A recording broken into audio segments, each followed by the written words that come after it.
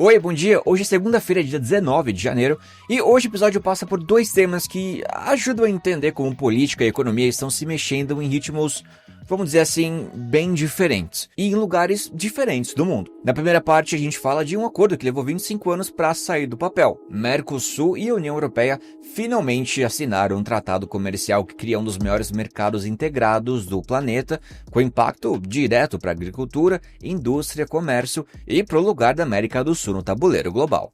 Na segunda, o foco muda para Wall Street. Mesmo com choques políticos, investigações, decisões controversas e uma Casa Branca cada vez mais intervencionista, os mercados americanos seguem firmes, assumindo riscos e, na prática, dando sinal verde para a agenda econômica de Donald Trump. Então, do comércio internacional às apostas de risco em Nova York, esse é o cardápio aí pro episódio de hoje, então fique ligado. Caso você não siga a gente, é só seguir, clica aqui no botão para seguir, assim você fica atualizado todos os dias, porque a gente tem episódios de segunda a sexta, tá bom? Depois de um rápido recado do nosso patrocinador, a gente começa esse episódio. Tudo começou com uma pequena porta há mais de 70 anos. É assim que a JBS traz qualidade para a mesa, abrindo portas com quem cresce ao nosso lado. JBS, a gente alimenta um futuro melhor. Então, vamos lá, se você já ouviu alguém dizer esse acordo está quase saindo e isso durar quase 20 anos, parabéns, você acompanhou as negociações entre Mercosul e União Europeia. Mas agora é oficial, finalmente, assinaram, de verdade, com caneta, foto e um discurso. No sábado, líderes do Mercosul e da União Europeia bateram o martelo em Assunção, no Paraguai, e fecharam um dos maiores acordos de livre comércio do mundo. A gente está falando de um mercado integrado de 780 milhões de pessoas. É quase uma Copa do Mundo, só que de tarifas. De um lado, Brasil, Argentina, Uruguai e Paraguai. Do outro, a União Europeia inteira. Então, juntos, são economias que somam 22 trilhões de dólares. É muita coisa. É dinheiro suficiente para comprar muito vinho francês, soja brasileira e uns bons carros alemães no caminho. A presidente da Comissão Europeia, Ursula von der Leyen, resumiu o espírito do momento com aquele tom de discurso histórico. Abre aspas. Escolhemos o comércio justo em vez das tarifas, a parceria de longo prazo em vez do isolamento. Fecha aspas. Traduzindo aí, chega de brigar com todo mundo ao mesmo tempo.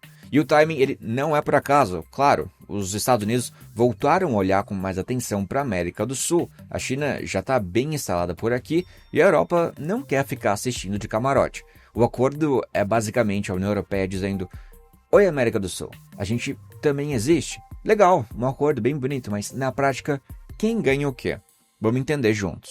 Olha, aos poucos, tarifas sobre produtos agrícolas vão cair, né? Boa notícia para potências como Brasil e Argentina. Do outro lado, menos impostos sobre carros, máquinas e produtos industriais. Ótima notícia para a indústria europeia. Bom, segundo a Bloomberg Economics, o acordo pode aumentar a economia do Mercosul em até 0,7% até 2040, e na Europa o impacto é menor, cerca de 0,1%, mas ainda assim é relevante. É aquele crescimento discreto, mas constante, né, que o economista adora. Só que, como toda história, nem todo mundo ficou feliz. França e Itália quase implodiram o acordo, preocupadas com seus agricultores. A Itália acabou topando depois de algumas salvaguardas. A França, ela ficou isolada, então, resultado, a França perdeu a discussão. Lula, que acompanha essa novela desde o primeiro mandato, lá em 2003, não foi à cerimônia, mas se encontrou com von der Leyen no Rio. Milei, do lado argentino, esteve presente. Uruguai e Paraguai também marcaram ponto. A foto completa de família você deve estar vendo aqui agora. E tem ainda um detalhe estratégico importante. A participação da União Europeia no comércio do Mercosul vinha caindo há anos. Agora, com o acordo, a União Europeia passa a ter acesso preferencial a 97% da economia latino-americana. Bem mais, do que os Estados Unidos ou a China. É comércio, mas também é geopolítica. E não para por aí, tá? Europa e Brasil já conversam sobre um acordo separado para metais críticos. Sim, lítio, níquel, terras raras, toda aquela história. Coisas essenciais para a transição verde, carros elétricos e tecnologia. Von der Leyen foi bem direta. No mundo onde minerais viraram um instrumento de pressão política, ninguém quer depender demais dos outros. Então, resumindo, depois de 2 décadas de negociação, o acordo Mercosul-União Europeia finalmente saiu do papel. Não resolve tudo, não muda a economia amanhã, mas redesenha o tabuleiro. E para variar, mostra que comércio internacional também exige paciência, muita paciência. Ouvinte, se alguém tivesse te falado no começo do ano que um líder sul-americano seria capturado, que o Departamento de Justiça dos Estados Unidos abriu uma investigação sobre o Federal Reserve e que a Casa Branca começaria a mexer em novas áreas do comércio americano, a reação normal seria: ok, os mercados vão derreter. Mas não, os mercados olharam para tudo isso e disseram: tá tranquilo. E ainda subiram. Em vez de pânico, o que a gente viu foi uma explosão de apetite por risco. O que aconteceu? Olha, em janeiro os fluxos para ETFs de ações foram 5 vezes acima da média histórica do mês. Nos últimos 3 meses, esses fundos atraíram um recorde de 400 bilhões de dólares. Para você ter uma ideia desse clima, ETFs alavancados que apostam na alta do mercado com esteroides já somavam 145 bilhões de dólares em ativos. Do outro lado, os fundos que apostam na queda do mercado têm só 12 bilhões de dólares. Ou seja, ninguém quer ficar do lado chato da festa. Os investidores também estão praticamente zerando o caixa. Segundo o Bank of America, as alocações de dinheiro estão em mínimas históricas. No crédito, o comportamento lembra 2007. Isso não é exatamente um elogio. Os prêmios para segurar títulos de alto risco estão ficando cada vez mais apertados, mesmo com empresas tomando mais dívida. Esse mercado confiante cria um ambiente curioso. Quanto menos os mercados reclamam, mais liberdade a Casa Branca sente que tem para testar limites. E segundo alguns analistas, isso não é coincidência. Um gestor resumiu bem essa história. Trump está usando o mercado como um boletim escolar.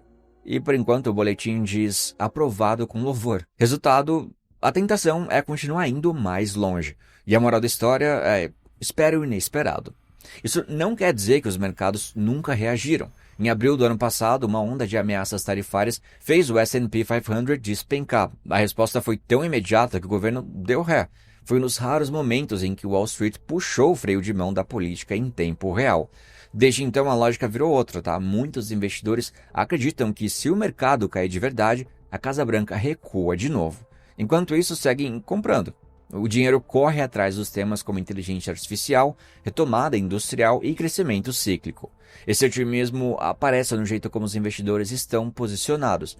Olha, para você ter uma ideia, o S&P 500, ponderado por igual, aquele que não deixa só as gigantes da tecnologia mandarem, está indo melhor do que o índice tradicional. O Russell 2000 de empresas menores subiu 2% na semana e superou o S&P 500.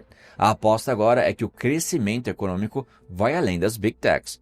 E os dados ajudam a contar essa história. O mercado de trabalho segue resiliente, as fábricas americanas produziram mais do que o esperado e a inflação continua dando sinais de alívio. Crescimento sem inflação fora de controle é o sonho especial de qualquer investidor. Tem também um ingrediente psicológico clássico, o famoso FOMO, o medo de ficar de fora. Ninguém quer ser o único pessimista quando todo mundo ganha dinheiro. Até o mercado de opções está tranquilo demais. Isso mesmo com o discurso duro contra o Irã, com o fisco de ativos venezuelanos, ideias como limitar os juros do cartão de crédito, o VIX, que é o índice do medo, segue em níveis historicamente baixos. A proteção contra grandes quedas está barata porque quase ninguém quer comprar. Então, como resumiu um analista também, os investidores foram tão recompensados por ignorar riscos geopolíticos que agora só algo muito, mas muito concreto seria capaz de abalar essa confiança. Isso não significa que tudo que vem de Washington é visto como negativo. Redirecionar petróleo venezuelano pode aliviar o mercado global, limitar juros de cartão pode estimular o consumo no curto prazo, mas o quadro geral chama atenção. Ativos de risco sobem, volatilidade cai, e o governo opera num ambiente com pouquíssima resistência dos mercados. Então, o maior risco não é uma decisão isolada dar errado, é todo mundo estar posicionado do mesmo lado. Quando isso acontece, até uma mudança pequena no humor pode gerar um estrago grande. Ainda assim, mesmo quem está mais cauteloso admite, se vier uma queda mais forte, muita gente vai enxergar isso como oportunidade de compra. Porque, até aqui a estratégia de ignorar o barulho político, ela tem funcionado. Bom, eu sou o Alan Blanco, as informações são da Bloomberg News e o episódio foi editado por Daiane Pinotti. E vamos ler alguns comentários do episódio passado. A Isabel diz: Trump sempre mexendo mais do que deveria na geopolítica mundial. Pelo amor de Deus, primo Alan, assista Meninas Malvadas urgentemente. Eu vou assistir, eu coloquei na minha lista. Igor Nascimento diz: o Berta, é o Betinho, que se perdeu na trilha? Luli diz, fazendo investimentos em paraísos fiscais enquanto estamos em Chique, Bahia. Luiz diz, o Banco City seria o Citibank? Isso. Sim. Tatsuya Ozawa diz, oi Primo Alan, gostaria de fazer uma denúncia. Momento sério de denúncia então. Faz mais de 2 anos que acompanho o podcast e nunca tinha aparecido a opção do comentário. Não sei se era só um problema do elemento que se encontra entre a tela e a cadeira, ou seja, a pessoa, mas agora me sinto mais completo. Que bom, e obrigado pelo comentário, que bom que você é capaz de comentar agora. E que você que está ouvindo ou assistindo, comenta também, vê se está funcionando a sua função, que eu leio aqui no próximo episódio. Gente, eu vou ficando por aqui, muito obrigado pelos comentários e pela audiência, a gente se encontra amanhã. Até lá, big beijo.